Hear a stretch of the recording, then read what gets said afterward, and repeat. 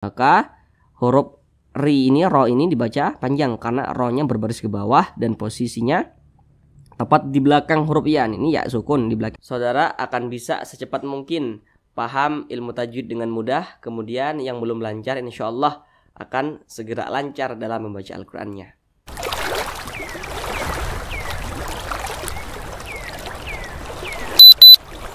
Assalamualaikum warahmatullahi wabarakatuh. Semoga saudara semuanya yang ada di rumah senantiasa dalam keadaan sehat, dipermudah segala urusannya, dan dilancarkan rezekinya oleh Allah Subhanahu wa Ta'ala. Amin, amin ya Rabbal Alamin. Baiklah saudaraku semuanya, kita kali ini akan kembali lagi belajar mengaji bersama. Bagi saudara semuanya yang masih terbata-bata dalam membaca Al-Quran ataupun sudah lancar namun belum paham tentang ilmu tajwid, mari belajar mengaji bersama kami. Insya Allah saudara akan bisa secepat mungkin paham ilmu tajwid dengan mudah. Kemudian yang belum lancar insya Allah akan segera lancar dalam membaca Al-Qur'annya. Akan kami jelaskan dengan sangat pelan-pelan, dengan sangat perlahan untuk memudahkan saudara semuanya dalam belajar mengajinya. Baiklah, langsung kita ke Al-Qur'annya. Baiklah saudaraku semuanya, sekarang di depan kita sudah ada Al-Qur'annya ini. Kita kali ini akan belajar mengaji pada surah Al-Baqarah ayat 73. Jadi kita cari ayat yang pendek-pendek saja supaya tidak terlalu lama durasinya. Baik, di sini akan kami bacakan terlebih dahulu dengan pelan-pelan. A'udzu billahi minasy syaithanir rajim. Bismillahirrahmanirrahim. Faqulna idribuhu biba'dihha kadzalika yuhyillahul mauta wa yuriikum ayatihi la'allakum ta'qilun.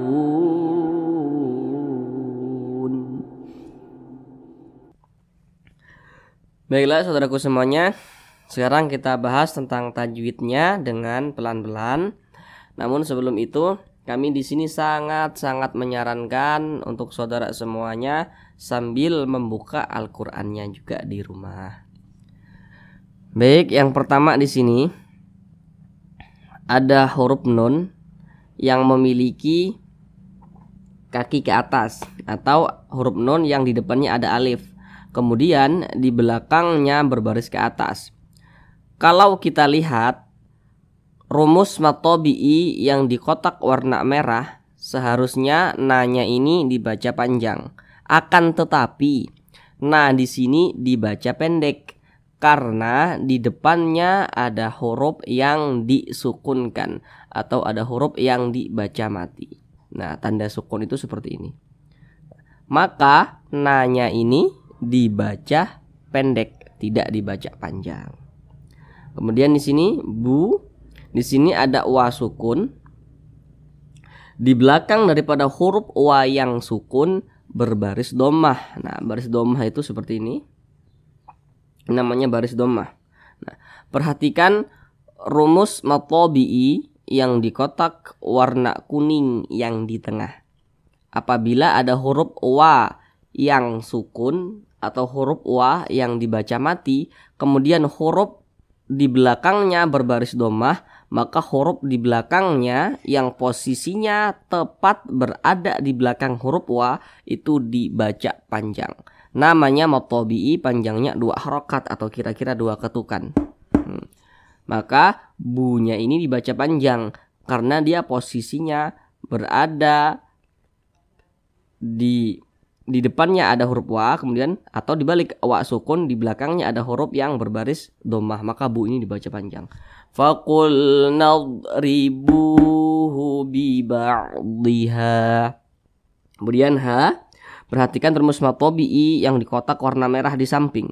Apabila ada alif, kemudian di belakang alif hurufnya berbaris ke atas. Nah, alif di sini adalah alif yang tidak ada harokatnya, tidak ada barisnya. Karena di mushaf Indonesia itu ada alif yang berharokat atau berbaris, baris ke bawah, baris ke atas, baris dhammah. Nah, itu adalah huruf hamzah. Jadi kalau ada alif yang dikasih baris, itu adalah hamzah. Kalau alif itu dia tidak memiliki baris, nah maka di sini ada alif. Alif yang tidak memiliki baris ya. Kalau alif itu dia tidak memiliki baris. Nah, ada alif. Mana alifnya? Nah, ini alif nih yang disambung dengan huruf H. Nah, apabila ada alif di belakangnya hurufnya berbaris ke atas, maka huruf yang posisinya tepat berada di belakang huruf alif, jika dia berbaris ke atas maka dibaca panjang. Maka H ini dibaca panjang karena dia berbaris ke atas dan di depannya ada alif. Nah, atau hanya ini di belakang alif tepat. Nah, gitu. Maka H ini dibaca panjang. Bi ba'dhiha gitu. Faqul nadribu bi ba'dhiha. Mad tabi'i panjangnya 2 harakat atau kira-kira 2 ketukan. Bi ba'dhiha. Kemudian di sini ada huruf dha. Perhatikan salah satu tanda panjang di dalam Al-Qur'an itu apabila ada alif kecil berdiri di atas huruf. Perhatikan tanda panjang di nomor 1. Apabila ada alif kecil berdiri di atas huruf, maka huruf yang di atasnya ada alif kecil berdiri itu dibaca panjang. Maka dha ini dibaca panjang karena di atas huruf dha ada alif kecil yang berdiri ke atas. Maka ini dibaca panjang 2 harakat atau kira-kira 2 ketukan. Kadza, namanya mad tabi'i. Kadzalika yuhyillah. Nah, kemudian di sini, nah ini penting sekali. Ketika kita membaca Al-Qur'an berjumpa dengan kalimat Allah. Nah, ini kalimat Allah. Jika kita membaca Al-Qur'an berjumpa dengan kalimat Allah, kemudian di belakang kalimat Allah dia berbaris ke bawah, maka dibaca tipis atau dibaca tarkik. Maka dibaca yuhyillah. Jangan dibaca yuhyillah. Nah, itu salah. Jadi kalau ada kalimat Allah di belakangnya, huruf di belakangnya berbaris ke bawah, nih Allah nih, kalimat Allah di belakangnya hurufnya berbaris ke bawah, maka harus dibaca tipis. Yuhyillah, tipis. Jangan pernah dibaca Allah. Jangan pernah baca yuhyillah. Nah, itu salah. Yuhyillahul mauta. Nah, begitu. Kemudian di sini ada huruf ta. Di atas huruf ta ada alif kecil. Nah, salah satu tanda panjang di nomor 1 lagi. Apabila ada alif kecil berdiri di atas huruf, maka huruf yang ada alif kecil di atasnya maka dibaca panjang. Maka ta di sini dibaca panjang. Yuhyillahul mauta. Nah, begitu. Nih, terlewat sedikit. Di sini ada kalimat Allah. Nah, kalimat Allah.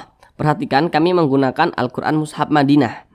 Sengaja kami menggunakan Al-Qur'an Mushaf yang berbeda karena supaya kita sama-sama belajar. Karena Mushaf Madinah dengan Mushaf Indonesia itu dari segi penulisannya agak sedikit berbeda. Nah, jadi supaya kita sama-sama belajar, tidak kebingungan menggunakan Mushaf Indonesia dan juga bisa lancar, dan juga tidak kebingungan ketika menggunakan Al-Qur'an Mushaf Madinah. Karena Al-Qur'an Mushaf Madinah ini bukan cuma di Madinah beredar, banyak di mana-mana, bahkan di seluruh dunia, di internet, di Indonesia juga banyak. Nah, supaya kita tidak kebingungan. Maka di sini di atas kalimat Allah dia tidak memiliki tanda panjang. Nah, tapi ini tetap dibaca panjang. Nah, kalau di Al-Qur'an terbitan Indonesia, perhatikan di atas kata Allah, di atas kalimat Allah ada alif kecil berdiri ke atas, maka Allahnya dibaca panjang. Tetapi ketika kita membaca Al-Qur'an, kemudian pada kalimat Allah ini tidak memiliki tanda panjang seperti ini, tapi tetap dibaca panjang begitu. Yuhyillahul mauta. Ini tadi ta ini sudah kita bahas, namanya mad tabi'i karena ada alif kecil berdiri di atas huruf ta. Di sini perhatikan lagi pada kalimat ri. Nah, di sini ada ya sukun, di belakangnya hurufnya berbaris ke bawah. Perhatikan rumus mad tabi'i yang di kotak warna hijau di samping. Apabila kita membaca Al-Quran berjumpa dengan huruf ya yang sukun atau huruf ya yang dibaca mati, kemudian di belakang daripada huruf ya tersebut berbaris ke bawah, maka huruf yang posisinya tepat berada di belakang huruf ya yang sukun apabila dia berbaris ke bawah dibaca panjang. Maka huruf ri ini, ro ini dibaca panjang karena ro-nya berbaris ke bawah dan posisinya tepat di belakang huruf ya. Ini ya sukun, di belakangnya huruf ro baris ke bawah. Ri dibaca panjang. Matobi'i panjangnya 1 alif 2 harokat atau kira-kira 2 ketukan. Wa yurikum. Kemudian di sini ada mim sukun berjumpa dengan huruf hamzah.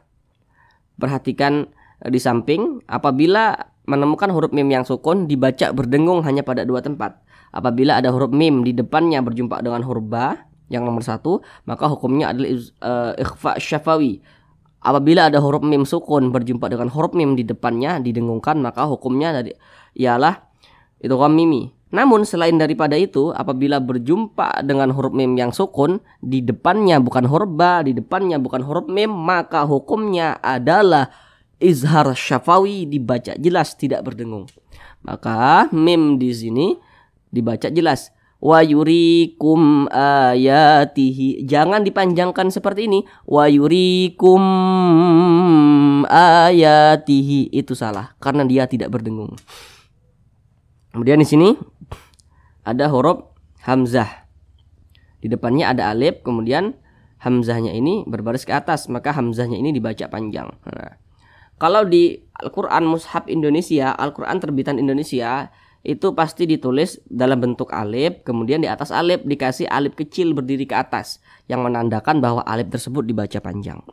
Ini namanya mad badal, panjangnya 2 harokat atau kira-kira 2 ketukan, sama dengan matobi panjangnya. Mengapa dikatakan mad badal? Jadi ketika kita membaca Al-Quran berjumpa dengan huruf hamzah yang dipanjangkan atau huruf alif yang dibaca panjang, itu adalah mad badal. Nah, kalau di Al-Quran terbitan Indonesia kan ada alif tuh, ditulis dalam bentuk alif terus dikasih harokat. Nah, kalau alifnya dibaca panjang maka itu adalah mad badal. Nah, itu sebenarnya itu adalah huruf hamzah cuman ditulis dalam bentuk alif dikasih harokat begitu. Ayatihi ya. Di atas huruf ya ada alif kecil berdiri di atasnya. Perhatikan tanda panjang di nomor 1. Salah satu tanda panjang ketika kita mengaji adalah apabila ada alif kecil berdiri di atas huruf. Karena di atas huruf ya ini ada alif kecil yang berdiri di atasnya, maka ianya dibaca panjang.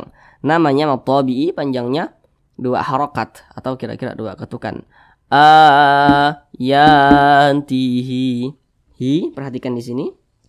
Kalau kita membaca Al-Quran kemudian berjumpa tanda yang seperti ini, perhatikan ini ya, ini ya. Ini menandakan bahwa huruf H-nya ini dibaca panjang. Nah, ini menandakan bahwa huruf H-nya ini dibaca panjang. Kalau menemukan tanda yang seperti ini yang posisinya di depan huruf H, ini huruf H di depannya ada seperti ini.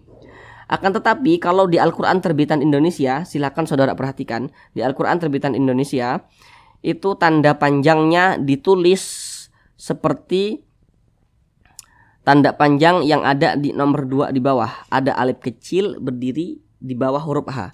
Coba saudara perhatikan, buka Al-Qur'annya di rumah. Itu ditulis ada huruf H, kemudian di bawah huruf H-nya ada alif kecil berdiri di bawah huruf H. Itu dibaca panjang. Kalau di Mushaf Madinah H-nya ini dibaca panjang tapi tandanya seperti ini ya. Nah, berbeda dengan Al-Qur'an terbitan Indonesia. Maka hanya ini dibaca panjang. Ayantihi la'allakum, dipanjangkan 2 harokat atau kira-kira 2 ketukan. Namanya adalah mad silah qasirah. Nah, kemudian di sini ada huruf mim sukun. Mim sukun berjumpa dengan huruf ta. Kita perhatikan lagi di samping. Huruf mim sukun dibaca berdengung hanya pada 2 tempat. Yang pertama, apabila ada huruf mim sukun di depannya berjumpa dengan huruf ba. Apabila ada huruf mim sukun di depannya berjumpa dengan huruf mim, maka dibaca berdengung. Akan tetapi kalau kita membaca Al-Quran di depan daripada huruf mim yang sukun bukan huruf ba, bukan huruf mim, maka dibaca jelas tidak berdengung. Nah, maka kumnya ini karena dia di depannya huruf ta, bukan huruf mim, bukan huruf ba, maka dibaca jelas. la'allakum ta'qilun. Namanya izhar syafawi. Jangan didengungkan seperti ini, la'allakum ta'qilun. Nah, itu salah. Jangan didengungkan, tapi dibaca jelas, la'allakum ta'qilun. Kemudian di sini ada huruf wa yang dibaca sukun atau huruf wa yang dibaca mati. Nah, perhatikan rumus mat tabi'i yang di kotak warna kuning yang di tengah. Apabila kita membaca Al-Quran berjumpa dengan huruf wa yang sukun atau huruf wa yang dibaca mati, kemudian di belakang daripada huruf wa tersebut berbaris dhammah, maka huruf yang posisinya tepat berada di belakang huruf wa yang sukun, apabila dia berbaris dhammah maka dibaca panjang. Maka lu ini dibaca panjang karena di depannya ada huruf wa yang sukun. Namanya pada awalnya mat tabi'i, akan tetapi mat tabi'i di sini berjumpa dengan huruf yang disukunkan, berubah namanya menjadi mad arid li sukun. Mad arid li sukun boleh dibaca 2 harokat, boleh dibaca 4 harokat, boleh dibaca 6 harokat, boleh dipanjangkan kira-kira 2 ketukan, boleh dipanjangkan kira-kira 4 ketukan, 1, 2, 3, 4 hingga 6 ketukan. Nah, akan tetapi dia harus konsisten dalam setiap sekali bacaan gitu. Jadi jika di atas berjumpa mad arid li sukun dibaca 2 ketukan, di bawah juga harus dipanjangkan 2 ketukan begitu. Kemudian di sini ada huruf nun yang disukunkan. Ada huruf nun yang disukunkan. Kenapa huruf nun ini disukunkan? Ketika kita membaca Al-Quran berjumpa dengan huruf yang tidak memiliki tanda panjang dan kita berhenti pada huruf tersebut, maka huruf tersebut harus kita sukunkan. Ini kita membaca Al-Quran, kita berhenti pada huruf nun. Huruf nun ini dia tidak memiliki tanda panjang. Coba kita perhatikan di samping. Apakah huruf nun ini memiliki tanda panjang? Nah, tidak. Tidak ada tanda panjang sesuai daripada yang di samping itu, tidak ada. Maka huruf nun ini dibaca sukun. Ta'qilun. Jangan dibaca ta'qiluna, tapi dibaca ta'qilun. Nah, begitu. Sekarang kita ulang bersama-sama dari awal. Faqul nadribuhu bi ba'dihha kadzalika yuhyillahul mauta wa yurikum ayatihi la'allakum ta'qilun. Shadaqallahul azim.